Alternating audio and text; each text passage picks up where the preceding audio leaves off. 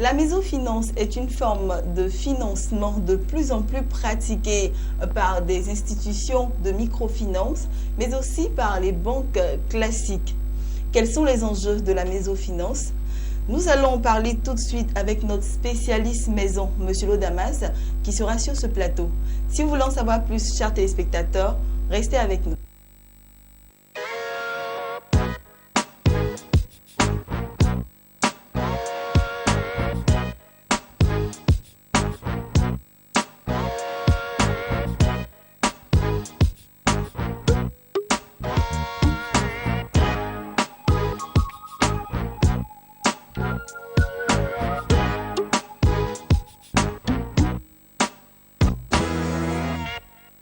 Et nous sommes de retour sur ce plateau. Comme je le disais, nous allons parler aujourd'hui des enjeux de la mésofinance.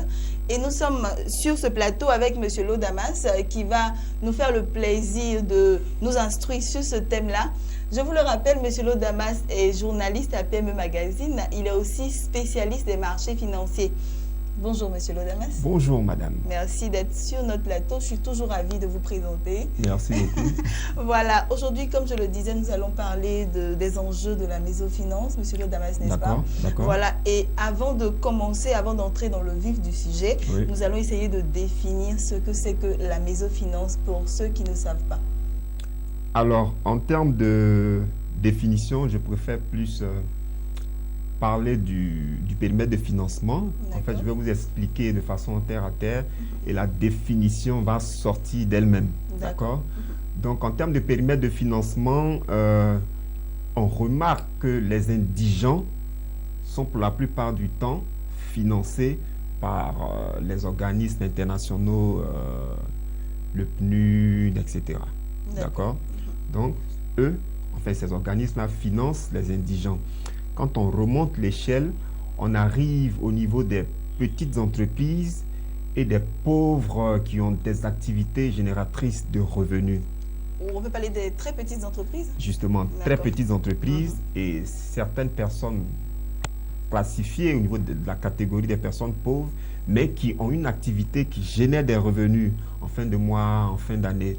Et donc, cette catégorie de personnes-là est financée par les institutions de microfinance. On parle même souvent de nanofinance. D'accord. Quand on avance au niveau de l'échelle, donc, on aboutit maintenant aux entreprises formelles, aux entreprises bien organisées, aux grandes entreprises, aux personnes quand même un peu riches, je dirais. Et cette catégorie de personnes-là est financée par le système bancaire classique. Ok, les banques commerciales, les banques que tout le monde connaît en fait. Voilà.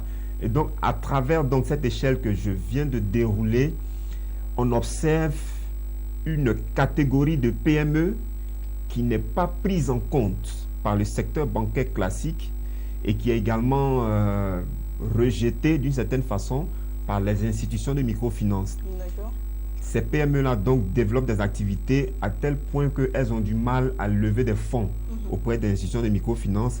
Et quand elles se tournent vers les banques commerciales classiques, les banques commerciales classiques jugent donc ces PME comme étant des entreprises qui fonctionnent dans l'informel et des entreprises qui sont à risque. Donc finalement, il y a une catégorie de PME qui n'arrive pas à lever des fonds au niveau des institutions de microfinance. Elles ne se retrouvent ni dans les microfinances, voilà, et ni dans les banques classiques. Exactement. Donc, il y a ce qu'on appelle un chaînon manquant. OK? Et c'est ce chaînon manquant-là, justement, qui devient donc la préoccupation de la mésofinance. Donc, pour revenir à la définition, est une sorte de mezzanine qui est établie entre le financement bancaire classique et le financement des institutions de microfinance. D'accord. Donc, en clair, l'objectif de la microfinance est d'accompagner et de financer les PME qui n'arrivent pas à se financer auprès des banques classiques et qui n'arrivent pas aussi à se financer auprès des institutions de microfinance. D'accord, c'est bien compris, monsieur. C'est pourquoi on parle de mésofinance. D'accord. Voilà. D'accord, je pense que les téléspectateurs ont bien compris. Et prenons le cas spécifique de la Côte d'Ivoire. Quelles sont les structures qui sont spécialisées dans la mésofinance? Alors, au niveau de la Côte d'Ivoire, les acteurs principaux de la microfinance, De la mésofinance. de la mésofinance, Voilà. oui, souvent il y a cette confusion. Oui, oui. J'espère que je ne vais pas la faire durant toute cette émission. On espère aussi. D'accord. Donc, au niveau des acteurs principaux de la mésofinance en Côte d'Ivoire, on peut citer l'institution de microfinance Advance Côte d'Ivoire. On peut également évoquer Microcred Côte d'Ivoire. Et il y a une autre institution de microfinance qu'on appelle je crois, la Compagnie africaine de crédit, CAC, qui est une filiale de Cofina. Okay. D'accord. Donc au niveau de la Côte d'Ivoire, ce sont ces structures-là qui sont vraiment en vue au niveau de la promotion de la mésofinance. Mais je vais dire que c'est pas seulement, je vais dire, la mésofinance ne se restreint pas strictement à ces structures-là. Il y a d'autres banques classiques qui également font l'effort de financer les PME. Et donc, on peut plus ou moins dire que ces banques classiques-là pratiquent également la mésofinance. Voilà, Monsieur Lodama, je pense que c'est bien compris, mais je vais vous poser une autre question. D'accord. Quels sont les avantages de la mésofinance? Est-ce que vous pouvez nous expliquer un peu? Ok, en termes d'avantages, ce que je peux dire, c'est que dans un premier temps, on constate que les institutions de microfinance qui pratiquent la mésofinance soutiennent réellement les PME. Or, vous êtes sans ignorer que les PME représentent une frange très importante au niveau du paysage économique ivoirien et même dans la sous-région, au niveau de l'espace UEMOA. Donc, étant donné que les institutions financières qui pratiquent la mésofinance accompagnent les PME de façon effective, et donc c'est un soutien qu'elles apportent à l'économie au niveau sous-régional. Donc déjà, c'est un aspect vraiment intéressant. Ensuite, on note une sorte de proximité entre les institutions qui pratiquent la mésofinance et les PME. Habituellement, quand vous allez dans une banque classique, vous rencontrez les analystes financiers, les analystes crédit qui réceptionnent les dossiers de demande de crédit, qui les traitent. Mais ces analystes-là, très souvent, ne sont pas présents sur le terrain.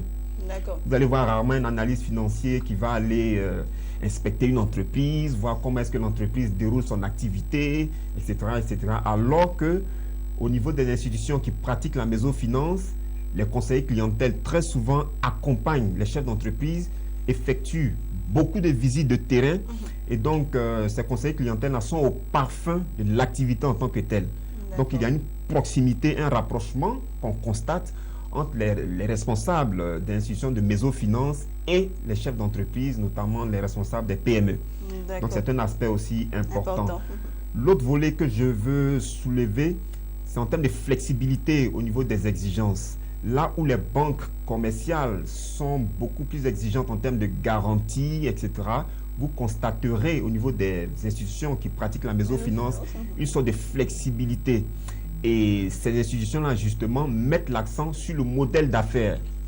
Okay? Donc, si l'institution de mésofinance comprend votre business, si l'institution de mésofinance voit que vous êtes crédible en tant que chef d'entreprise, si elle est rassurée d'une certaine façon, elle peut vous accompagner sans même que vous ne puissiez présenter des garanties. Sans qu'il y ait trop de tracasseries, on va dire. Oui, sans qu'il y ait trop de tracasseries, sans qu'il y ait trop d'exigences en termes de garanties. Ce qui n'est pas le cas au niveau des banques commerciales classiques. Donc, il y a une flexibilité quand les institutions de mésofinance analysent les dossiers de demande de crédit. Et l'autre volet aussi... Et ça, c'est un gros avantage, il faut le préciser. Oui, bien sûr, c'est un avantage, justement. Parce que quand les PME vont au niveau des banques commerciales, les banques commerciales recherchent beaucoup plus les PME très formelles en termes d'organisation, les PME qui présentent beaucoup de garanties, et ce qui permet aux banquiers de couvrir le risque de contrepartie, le risque de non-remboursement des prêts que les banques accordent. Alors qu'au niveau de la mésofinance, on met l'accent vraiment sur le modèle d'affaires. Est-ce que le business qui sera lancé est véritablement rentable? Est-ce que le chef d'entreprise maîtrise son secteur d'activité? Est-ce que la PME est bien organisée? Est-ce que la PME a un marché potentiel? Est-ce qu'elle a déjà des commandes? Vraiment, ce sont ces éléments-là qu'ils prennent en compte avant d'accorder le financement au niveau de la mésofinance. D'accord. Et l'autre aspect que je voulais aussi mentionner, c'est le volet promotion de l'entrepreneuriat. Donc, eu égard à tous les avantages que je viens de lister, vous allez voir qu'il y a beaucoup de chefs d'entreprise, beaucoup de jeunes diplômés qui se tournent vers ces institutions-là pour justement avoir un accompagnement pour le démarrage effectif de leur business.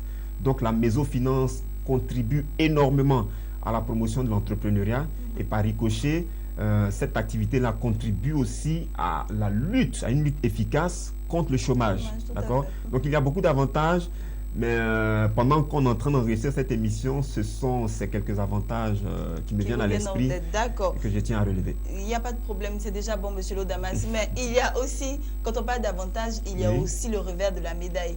D'accord. D'accord, mais quelles sont, voilà, concernant la Mésofinance, les faiblesses, on va dire comme ça? Ok, parlons de faiblesses, si on peut les appeler des faiblesses en tant que telles. Il y a un volet important. Pour pratiquer de la mésofinance, il faut avoir des capitaux importants. Comme je le disais, les PME qui vont vers les institutions de mésofinance pour lever des fonds, c'est parce qu'elles n'ont pas obtenu satisfaction au niveau des institutions de microfinance classiques. Donc, les institutions de microfinance classiques estiment que le besoin de certaines PME, en fait, elles n'arrivent pas à satisfaire à ce besoin. Ce besoin est trop important pour leur niveau, pour leur capacité de financement. Okay? Donc, ceux qui veulent investir dans le secteur de la mésofinance sont censés avoir des capitaux importants. D'accord? Pour justement pouvoir faire face à la demande. D'accord? Donc, c'est une sorte de faiblesse pour ceux qui veulent investir dans la mésofinance. Deuxième aspect aussi qu'on peut évoquer, c'est la cherté des produits. Là où, par exemple, une institution bancaire classique va facturer du 10% en termes de taux d'intérêt quand elle accorde un crédit sur un an, la mésofinance va, par exemple, facturer autour de 18% à peu près. Et quelle est la raison? 19%. Oui, donc les produits bancaires au niveau de la mésofinance sont un peu chers. Pourquoi? Parce que la plupart des institutions qui pratiquent la mésofinance se refinancent auprès du secteur bancaire classique. Donc, les institutions de mésofinance lèvent des fonds au niveau des banques classiques et vont prêter cet argent au niveau des PME. Or, on constate que lorsque ces institutions-là vont auprès des banques commerciales pour lever des fonds, on leur accorde le financement à autour de 9%, 10%. Donc, si vous avez levé des fonds à 10%, vous êtes censé facturer un peu plus cher pour générer une certaine marge. Voilà. Donc, c'est ce qui fait que jusque-là, en fait, c'est le constat qui est fait. Les institutions qui pratiquent la mésofinance facturent un peu plus cher par rapport aux banques commerciales parce qu'elles se refinancent justement aussi un peu cher. Alors que les banques commerciales classiques, quand je prends l'exemple de l'espace UMOA, se refinance auprès de la BCAO, la Banque centrale, à autour de 3%, 3,5% à peu près. Donc, elles lèvent des fonds auprès de la Banque centrale à 3,5% et elles accordent le financement à autour de 10%. Maintenant, l'institution de mésofinance, me répéter, lève des fonds auprès de la banque commerciale à autour de 9%, 10% et prête à 18%, 19%. Voilà, c'est la raison de la cherté des produits. Voilà ce qui constitue un peu une sorte de cherté pour le client. Autre aspect, parlant d'inconvénients ou bien de faiblesses, on note également une insuffisance au niveau du réseau d'agences des institutions qui pratiquent la mésofinance. Elles ne sont pas représentées sur toute l'étendue du territoire. Elles n'ont pas assez d'agences, ce qui fait que quand vous partez dans certaines zones rurales, dans certaines villes, il n'y a pas d'agence qui pratique la mésofinance. Donc, cela peut constituer une faiblesse pour quelqu'un qui veut, par exemple, faire des retraits dans certaines villes et qui est obligé de venir jusqu'à Abidjan pour justement avoir accès à son compte bancaire.